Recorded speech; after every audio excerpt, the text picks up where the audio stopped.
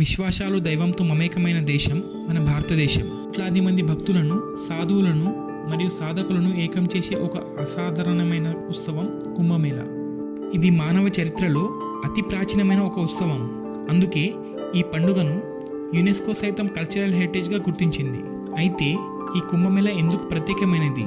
దీన్ని పుట్టుపూర్వాలేంటి? అసలు ఎందుకు కోట్లాది ప్రజలు ఇక్కడ స్నానమాచరిస్తారు? లాంటి అనేక విషయాలను ఈ వీడియోలో మనం తెలుసుకుందాం. సో ఫ్రెండ్స్, వీడియో స్కిప్ చేయకుండా ఎండ్ వరకు చూడండి.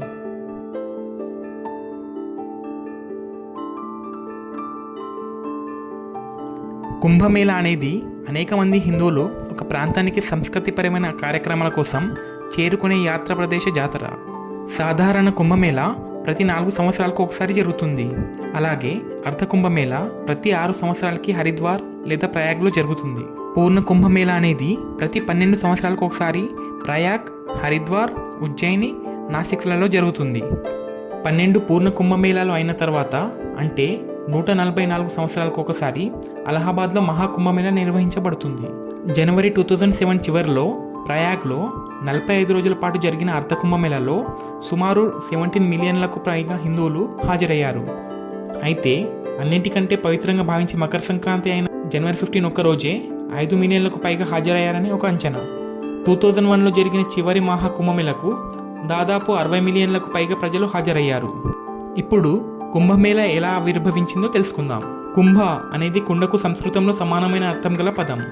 దీనినే కలశం అని కూడా అంటారు.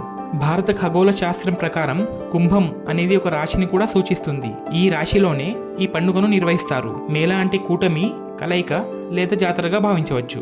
అనేక మంది హిందూ యాత్రికులు గంగా నది వద్దకు చేరుకొని చేసే వేడుకయే కుంభమేళా. సూర్యుడు, బృహస్పతి గ్రహం యొక్క స్థానాల ఆధారంగా ఈ వేడుక జరుపుకోవడం జరుగుతుంది.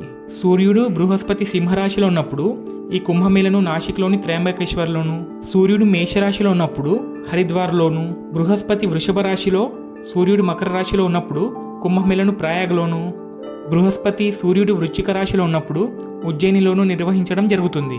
ప్రతి స్థలంలోనూ కుంభమేళా నిర్వహించే తేదీలను సూర్యుడు, చంద్రుడు, బృహస్పతి స్థానాల ఆధారంగా ఎప్పటికప్పుడు నిర్ణయించడం జరుగుతుంది.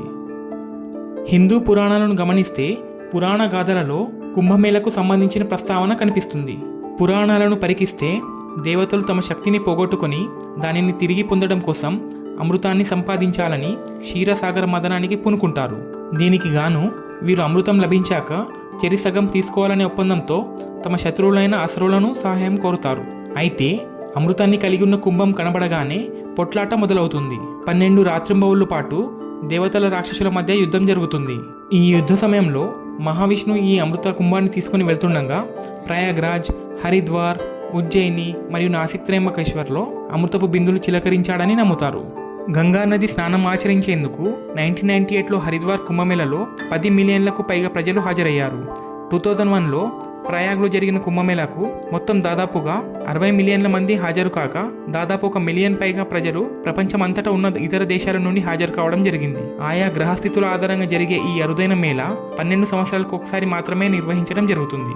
ఎక్కడైతే ఈ మేళా నిర్వహించడం జరుగుతుందో అక్కడ నదీ జలాలతో పవిత్ర స్నానం ఆచరించడం అనేది ఈ పండుగ సందర్భంగా పాటించే అతి ముఖ్యమైన ఆచారం. ఇప్పటి వరకు అత్యధికంగా నాసిక్లో నిర్వహించిన కుంభమేళాకు 75 మిలియన్లకు పైగా ప్రజలు హాజరయ్యారు. ఇక్కడ మతపరమైన చర్చలు, ఆధ్యాత్మిక గానాలు, పేదలకు, సన్యాసులకు అన్నదానాలతో పాటు మతం యొక్క వ్యవహారాలను చెప్తారు. అన్ని యాత్రా స్థలాలకల్లా కుంభమేళను అత్యంత పవిత్రమైనదిగా భావిస్తారు. వేల సంఖ్యలో సాధువులు, సన్యాసులు హాజరు కావడం ఈ మేళకు ఒక ప్రత్యేకతను సంతరించి పెట్టింది. కుంభమేళను పునరుద్ధరించడంలో ఆది శంకరాచార్యుల పాత్ర ఎంతగానో ఉంది. ఆది శంకరాచార్యులు 8వ శతాబ్దానికి చెందిన ఆయన. ఈయన దేశవ్యాప్తంగా 4 మఠాలను ఏర్పాటు చేశాడు. అలా ఆయన హిందూ ధర్మాన్ని కాపాడే ప్రయత్నంలో స్పిరిచువల్ డిబేట్స్ నిర్వహించారు. అదే క్రమంలో ఆయన అఖారా అనే సంప్రదాయాన్ని స్థాపించాడు. ఆయన కృషి వల్ల కుంభమేళలో హిందూ ధర్మానికి చెందిన జ్ఞానాన్ని తన బోధనల ద్వారా అందించేవారు. కుంభమేళలో సాధువుల యొక్క అతిపెద్ద సమూహం వస్తుంది. ఇందులో 13 అఖారాలు ఉంటాయి. అవి 3 తెగలుగా చీల్చబడ్డాయి. ఇందులో మొదటి తెగ శైవ అఖారా, రెండవది వైష్ణవ అఖారా, మూడవది ఉదాసి అండ్ సిక్ అఖారా. శైవ అఖారాలో 7 డివిజన్స్ ఉంటాయి. జూనా, నిరంజిని, మహానిర్వని, అటల్, ఆవాహన్, అగ్ని, ఆనంద్ వీరు శివుడిని దైవంగా కొలుస్తారు. వైష్ణవ అఖారాలో 3 డివిజన్స్ ఉన్నాయి. నిర్వని, దిగంబర్, నిర్మోహి వీరు విష్ణువుని కొలుస్తారు. అలాగే సిక్ అఖారాస్లో 3 డివిజన్స్ ఉన్నాయి. పంచాయతీ బడా ఉదాసీన్, పంచాయతీ ఛోటా ఉదాసీన్, నిర్మల్. వీరు గురునానక్ను ఫాలో అవుతారు. ప్రతి అఖారాకు కొన్ని నియమాలు, లీడర్స్ ఉంటారు. వీరు ఆయా పద్ధతులను ఫాలో అవుతారు. ఇంతటి కుంభమేళను ఆర్గనైజ్ చేయడం చాలా కష్టమైన పని. అందుకని మంచి ప్లానింగ్ అవసరం ఉంటుంది.